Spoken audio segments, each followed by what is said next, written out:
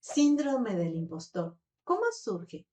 Allá por los años 70, en 1978, Pauline Clance y sus animes realizaron una investigación donde le pusieron síndrome del impostor, pensando que afectaba a las mujeres. Publicaron un artículo, El fenómeno del impostor en mujeres de alto rendimiento, su dinámica e intervención terapéutica.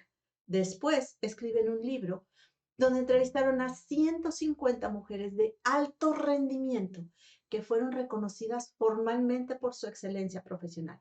Sin embargo, muchas de ellas creían que su éxito se debía a la suerte o sus logros eran más bien exagerados. ¿Qué es el síndrome del impostor? Es conocido también como fenómeno o experiencia del impostor. Es una sensación interna a través de la cual se cree no ser tan competente como otros creen que uno puede llegar a ser. Es un patrón psicológico de comportamiento por el cual una persona cree tener éxitos inmerecidos. Existe miedo a exponerse al fraude por ser reconocido como impostor. Es un sentido de que los logros no son propios, no son merecidos y así se duda de las propias capacidades.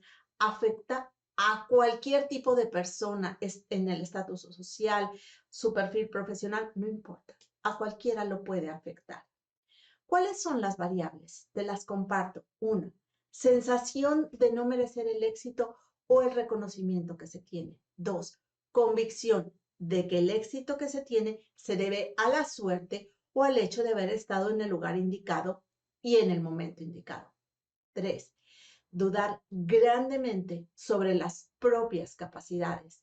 Cuatro, miedo a ser descubierto como un fraude o un impostor. Cinco, sentir necesidad de ser perfeccionista para producir un trabajo satisfactorio. Y sexta, sacrificar el propio bienestar para realizar un trabajo adecuado.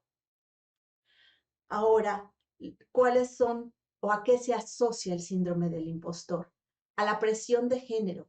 Las mujeres se afectan más con esta situación. Muchas veces tienen que demostrar para poder estar en el puesto profesional que han elegido. También exigencia en la infancia. Aquellos que tuvieron padres demasiado exigentes, por ejemplo, en los estudios o en el deporte o en algún área. Otra más, comparaciones. Son aquellos que están constantemente comparándose con el hermano, el amigo, el vecino, el compadre, etc. Y la autoexigencia, al tener expectativas demasiado altas y se cree que nunca se van a poder llegar a tener. Los síntomas del síndrome del impostor: sentir que los demás no requieren de los servicios o de las habilidades que tenemos. No ser consciente de las actividades propias. Creer no merecer lo que se ha conseguido. Pensar que los clientes, el jefe o a quien se sirve va a creer que eres un fraude y no sabes lo que estás haciendo. Se tiene también un sentimiento de fracaso en el día a día. Generalmente también son personas que viven con ansiedad, tristeza, desmotivación en el trabajo o en la familia y nunca están satisfechos con los resultados obtenidos. ¿Cuáles son los indicadores del síndrome del impostor? Firme creencia de que sus éxitos son inmerecidos, productos del azar. Segundo, falta de confianza en las situaciones que han llevado a cabo a tener éxitos o logros. Tercero, sentimientos de paranoia respecto a los demás porque van a descubrir que uno es un impostor. Cuarto, inseguridad en los ámbitos en los que se mueve, incluso en las relaciones sociales. Quinto, expectativas de fracaso y negativismo. Y también viven una desesperanza y una desmotivación constante sin haber un motivo aparente. ¿Cuáles son los tipos del síndrome del impostor? Uno, el experto, la persona que no queda satisfecha hasta tener la sensación de que entiende todo a la perfección. El perfeccionista, la persona que prefiere concentrarse que podía haberlo hecho mejor en lugar de reconocer el éxito obtenido. El genio natural, la persona que aprende nuevas habilidades, pero se siente inseguro a la hora de aplicarlas. El solitario, aquella persona que prefiere estar siempre sola porque tiene miedo a ser descubierto por su incompetencia, aunque sí sea competente. Y el superhéroe, que siente la necesidad de esforzarse al máximo para demostrar a los demás que no es un impostor. ¿Cuáles son los factores del riesgo en el síndrome del impostor? Tener una naturaleza mucho más sensible a todas las emociones que los demás. 2, haber crecido rodeado de constantes elogios o por el contrario, hubo falta de elogios. Tercero, haber crecido con un hermano o con alguien que estuvo siempre o se creyó que estaba encima de uno. Cuarto, exposición a un nuevo ambiente académico o profesional donde hay retos o personas exitosas y se cree no estar a la altura. Quinto, pertenecer a una minoría que ha sido víctima de discriminación social. ¿Cuáles son los efectos que tiene la persona que vive el síndrome del impostor? Tiene estrés y así bloquea todas sus posibilidades de crecimiento. Tiene ansiedad y miedo constante. Además, está agotado, está cansado. Otra más es depresivo y angustioso.